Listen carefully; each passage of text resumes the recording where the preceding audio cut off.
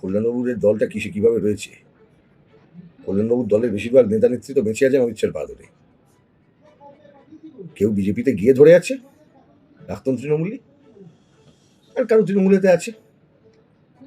Narada sting অপারেশনের যাদের টাকা নিতে যাদের দেখা গেছিল, কেউ তোয়ালে মুড়ে সিগারেট খেতে খেতে, কেউ কাগজ মুড়ে, কেউ পকেটে টাকা নিয়ে থ্যাংক ইউ বলতে বলতে, তখন জয়েন্ট পার্লামেন্টারি কমিটি তৈরি করার কথা ছিল।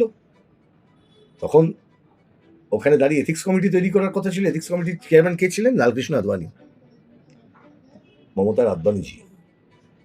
এথিক্স কমিটি মিটিংই করেনি।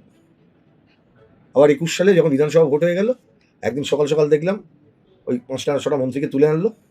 একদিনের জন্য তারা একদিন দুদিন সব ছিল, সব পিজিতে গিয়ে বসে রইল। মনে পড়ছে সেই রাত্রিটা? সকালবেলা তুলে নিয়ে গেল, বিকেলবেলা সব পাশাপাশি বেডে সব শুয়ে আছে।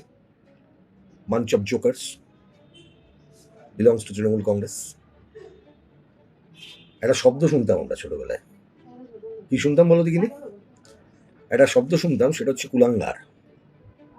বাংলার রাজনীতির কুলাঙ্গারদের জন্ম দেওয়া দলটার নাম তৃণমূল কংগ্রেস। তুমি ভাবো, সকালবেলা 5টা-6টা মন্ত্রী এমপি তাদেরকে তুলে নিয়ে গেল, সব বিকেলবেলা গিয়ে পাশাপাশি বেডে সব শুয়ে আছে। এই জোকার বলবে না মমতা মাঝখানে গেছিল ওখানে নিজাম প্যালেসে গিয়ে হ্যান কারুঙ্গা ত্যান কারুঙ্গা ভাঙচুর কার দুঙ্গা, কিছুই হলো না। তখন আবার লকডাউন চলছে। সেটিং বুঝতে পারছো না? কোথায় সেটিং?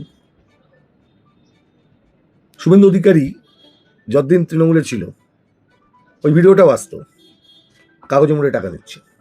সেদিন বিজেপি গেল, ওই ভিডিওটা আর পাওয়া যায় না।